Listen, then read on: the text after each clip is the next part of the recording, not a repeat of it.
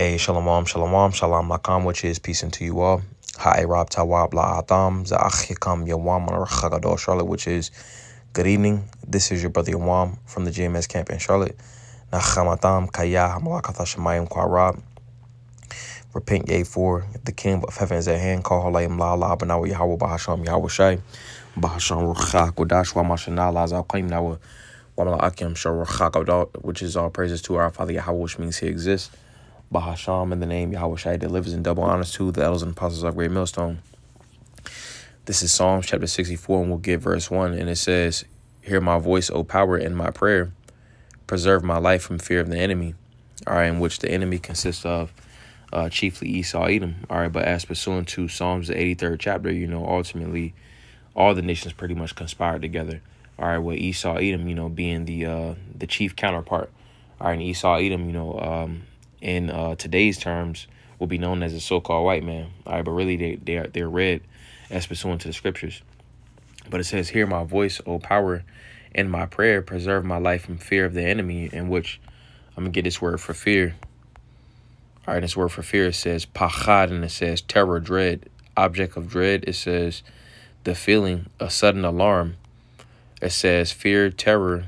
All right, and it says used of the object of fear and reverence. It says pretty much goes into fear and terror. Let me see. It says to fear, tremble. This is the root word. It says to be in awe. It says fear in general, to be startled. All right, so when you look at how this man's society is ran, all right, ultimately it's a lot of its manifold ways that ultimately cause sudden alarms, and also just to be in fear, to be startled. All right, and that's how essentially how Esau has made this society, all right, to where Jake, pretty much going back to the curses, but Esau has ultimately did a diligent search, as it says in the same chapter in Psalm 64, so he's done his research, as pursuant to this scripture right here. I'm gonna get it real fast, but this is Genesis chapter 27, all right, and we'll get verse 41, and it says, "And Esau hated Jacob because of the blessing wherewith his father blessed him. And Esau said in his heart, the days of mourning for my father are at hand, and then I will slay my brother Jacob." So when you look at Esau's society, as well as the other heathen, all right, but chiefly Esau, Edom, you see, because he has spearheaded this operation. All right, ultimately the different societies and captivities, are set up to where it's keeping Jake down low. All right. And to where, is pretty much making it to where, the heathen are ultimately above Jake. All right. But nevertheless, just going back to the goal of Esau, Edom, Esau's goal, the so-called white man's goal is to destroy Jake. All right. And Jake consists of the 12 tribes. Are you so-called Negroes, Latinos, Native Americans, West Indians, Haitians, and Israelite foreigners? It's ultimately on the mind of the heathen, chiefly Esau, or the so-called white man. It's on his mind to ultimately slay Jake in whatever manner or way he can. All right, whether that be by literally slaying Jacob, or whether it be by metaphorical or figurative means. All right, or doing it by indirectly affecting Jake. But nevertheless, that's ultimately what's on his mind. All right, and that plays a part in the fear of the enemy. Because the enemy again consists of the 17 nations set against Yashar Allah. He Prince Power. But going back, Psalms chapter 64, all right, and we'll get verse 1 again. It says, "Hear my voice, O power, in my prayer. Preserve my life from fear of the enemy." All right, let me get a quick precept. All right, this is Hebrews chapter 10. We'll get verse 35. And it says, "Cast not away therefore your confidence, which hath great recompense of reward." All right, in which, in our prayers, because ultimately King David, in the Psalms, he pretty much was in the spirit of, the elect in these Psalms. All right, in which the scriptures say that, the Lord ultimately gave us the spirit of a sound mind. All right, and also in that sound mind, we're supposed to have confidence. Con means with. Fidence goes into fidelity, which goes into faith. So we're supposed to have faith in this. We're supposed to have, faith that the Lord is ultimately going to continue to deal with us, and then also that the Lord is hearing our prayer. All right, as going back to pursuant to Psalms 64 and verse 2, it says, "Hear my voice, power in my prayer, because we're supposed to be in the mindset of praying, all right, to be preserved from the different traps and snares that Esau Edom has pretty much set for us. All right, but going to verse 2, it says, hide me from the secret counsel of the wicked, from the insurrection of the workers of iniquity. All right, let's get a quick precept. This is Psalms chapter 2, and we'll get verse 1. It says, why do the heathen rage and the people imagine a vain thing? It says, the kings of the earth set themselves, and the rulers take counsel together against the Lord and against his anointed, saying, let us break their bands asunder and cast away their cords from us. All right, and ultimately, the kings and the rulers of the earth, they have they pretty much conspire together, all right, on how they're going to keep Jake ensnared in sin. All right, but going back to verse 1, it says, why do the heathen rage and the people imagine a vain thing? All right, because in these times, Esau don't have a use for Jake. All right, that's why, Esau is going over to the AI, all right, and whatever else, he deems necessary for his society and his fourth industrial revolution. All right, but he no longer needs Jake as what he wants as which he once did, because Jake pretty much built up Esau society, but at this time, they're going into that NWO, New World Order. All right, so it's going to be a society of everything being digital, robots, and so on and so forth. All right, so Esau wouldn't have a need for Jake. All right, but contrary to his belief, you see, because Esau feels as if he's going to pretty much delete Jake. All right, but that's not how it's written in the story, you see, because the Lord has an elect as pursuant to Romans, the 11th chapter. All right. But it says, verse 2, it says, hide me from the secret counsel of the wicked, from the insurrection of the workers of iniquity, in which the wicked is talking about Esau Edom, the so-called white man. All right, they have different secret counsels.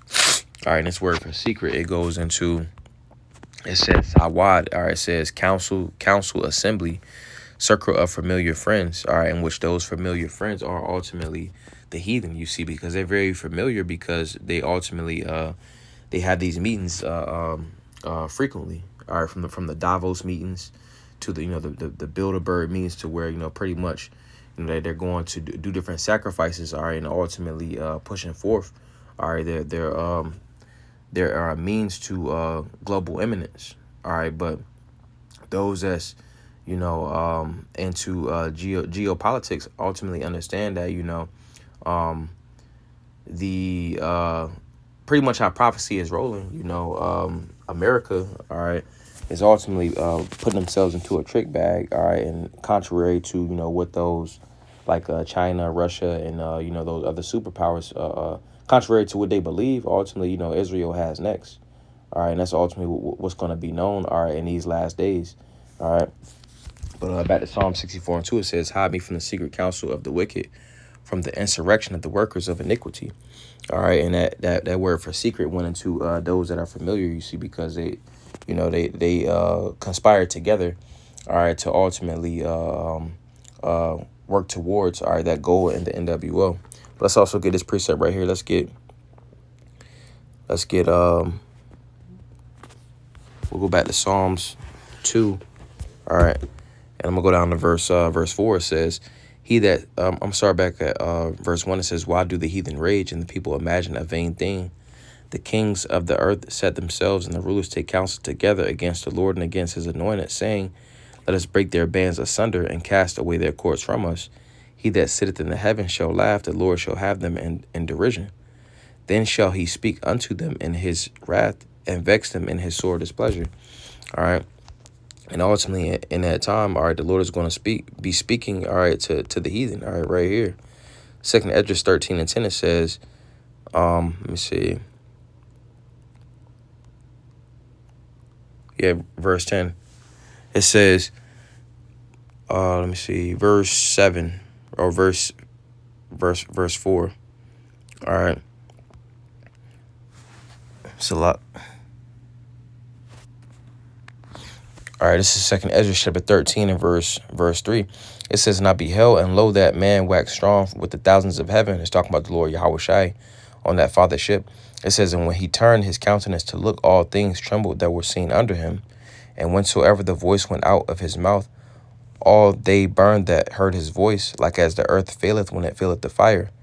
And after this I beheld, and lo, there was gathered together a multitude of men out of number from the four winds of the heaven, to subdue the man that came out of the sea. But I beheld, and lo, he graved himself a great mountain, and flew up upon it.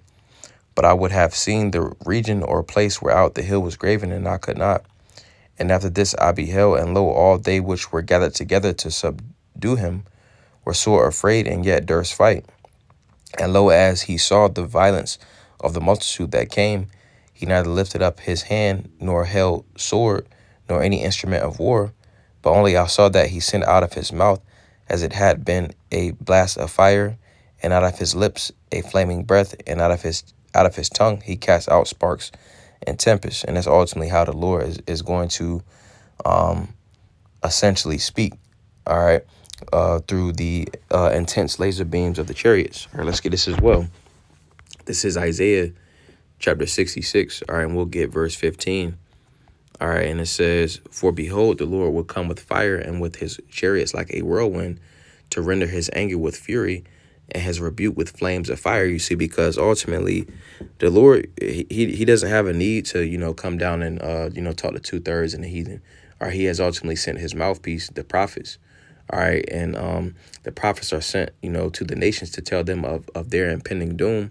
All right, and to tell 2/3, of their impending doom. So the Lord has already done the talking. All right, the only further talking is going to be, those intense, laser beams from the chariots and the ICBM nuclear missiles. All right, but it says, to render his anger with fury and his rebuke with flames of fire. For by fire and by his sword will the Lord plead with all flesh, and the slain of the Lord shall be many. Hey, 2/3 and the heathen is going to be, evaporated or, cleanly dissolved. All right, so I'm going to get one more and that'll be it. But this is Psalms chapter 64, and we'll get verse 3. And it says, "Who whet their tongue like a sword, and bend their bows to shoot their arrows, even bitter words." So ultimately, how this is done.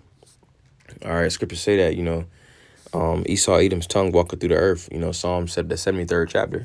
All right, ultimately going into how, they use their tongue in a very deceptive type of manner, to where they're using their words to hurt.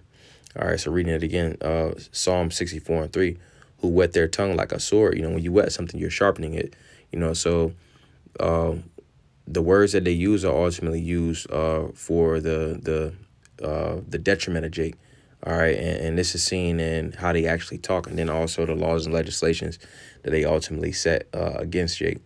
All right, that's why Jake, it's very difficult for Jake to get a job. It's very difficult for Jake to keep a job. It's very difficult for Jake to make it in this society. It's very difficult for Jake to do, pretty much anything in the society, because of the words that are ultimately used against Jake. It says, "And bend their bows to shoot their arrows, even bitter words." All right, so, those, I'm reading down to verse 4. It says, "That they may shoot in secret at the perfect, suddenly do they shoot at him and fear not." So it can go into actual arrows, you see, but ultimately going into more specifically certain situations. Esau will set it up to where he'll put Jake into a situation, all right, just by default, based on how the society in captivity is ultimately set up. All right, to put Jake in a fucked up situation, i.e., the whole court system. All right, to where, if Jake is on any type of papers, it makes Jake, anytime Jake gets on some type of papers, it just makes it super difficult, for Jake to pretty much traverse throughout society. All right, and that just represents one way that, they shoot in secret at the perfect, and they shoot and they don't fear, they don't bat an eye. All right, they just like, oh yeah, whatever, and that's just how Esau gets down. But he's able to do this, you see, because he's sharpening his tongue like a sword. All right, so them sharpening is them preparing, all right, those words that they ultimately want to use. All right, and it says, "And bend their bows to shoot their arrows, even bitter words." So those bitter words are ultimately those words, the laws and legislations and the talk that is ultimately set against Jake. All right, I'm gonna get this and I'm gonna go ahead and close. But this is Psalms chapter 73. All right, and we'll get verse 9. And it says, "They set their mouth against the heavens, and their tongue walketh through the earth." All right, and ultimately this is going to Esau Edom. They set their mouth against the heavens. They set their mouth against the Lord Yahweh Bahasham Yahweh Shai, they're ultimately adverse to the scriptures, so it says in their tongue walking through the earth, so their tongue walking through the earth ultimately represents, their lifestyle, all right, their laws, their regulations, all of that is ultimately going amongst the planet Earth, and that's why people are ultimately, bugged out. All right, the earth has been given into the hand of the wicked, so it's in his power. All right, so therefore, he ultimately can constitute different things to come into fruition, i.e. his laws. All right, and again, the different lifestyles that he pushed. But yeah, I just wanted to go into that. I don't want to Tazaz Abanaya Palos with us a beautiful edification through the spirit. Well, I don't want to Tazaz. Atam Yashya Layla Tawab, Lord as well. You have a good night. Wa shalom lakam, which is peace to you all. Shalom, shalom.